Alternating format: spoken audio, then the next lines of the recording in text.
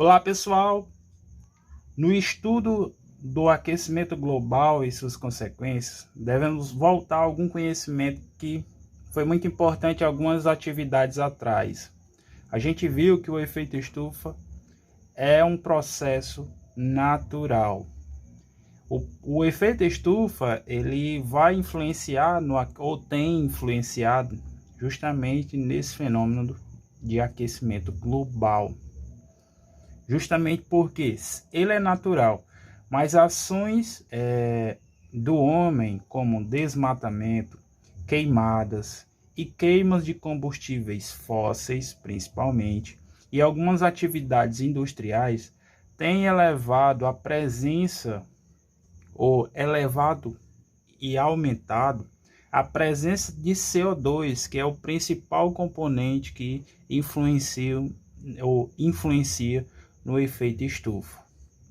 Veja só relembrando, a Terra ela recebe energia do Sol. Uma parte da energia é absorvida, outra parte ela é retida na camada de gás ou na camada atmosférica e outra parte é refletida para o universo. O detalhe é o fenômeno mais natural.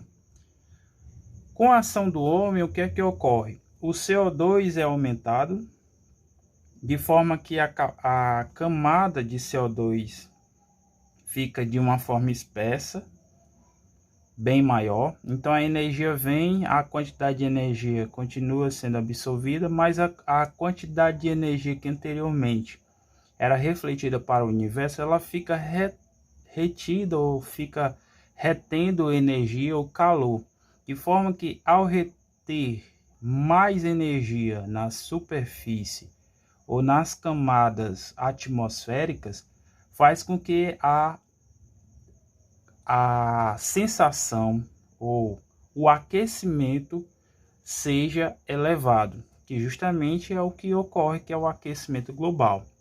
Como consequências do aquecimento global, nós vamos ter o derretimento das calotas polares, elevação do nível do mar, ou seja, se lá nos polos estão derretendo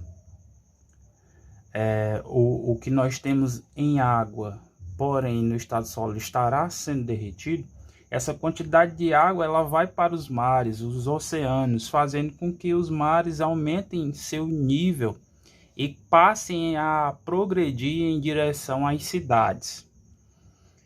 Em algumas regiões, o aquecimento global vai estar causando a falta de água, e em outras regiões poderão estar colaborando ou praticando a extinção de alguns animais.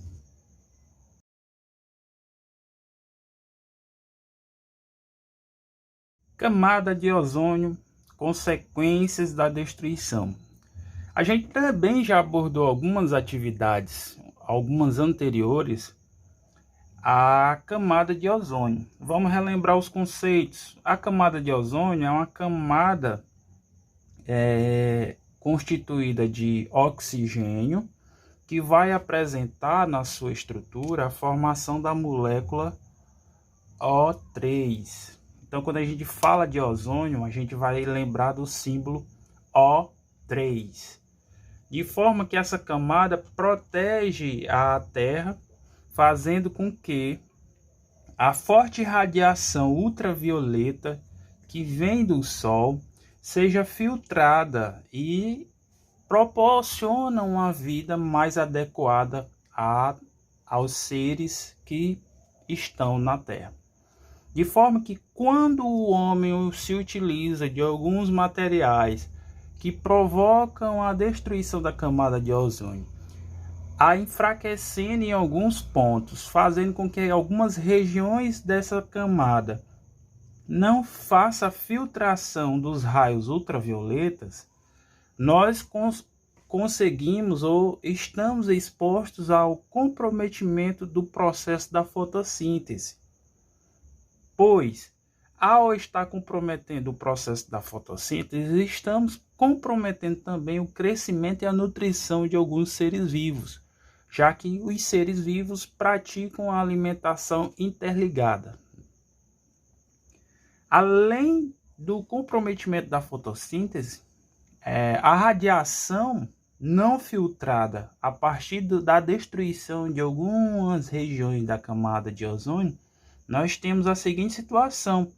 Esta radiação ela pode provocar alterações genéticas no DNA, promovendo alguma mutação genética, envelhecimento precoce, afeta ou causa problemas no sistema imunológico dos seres vivos, ou no caso dos seres humanos, eles podem estar mais expostos a alguns micro-organismos que causam doenças como bactérias, como vírus, entre outros.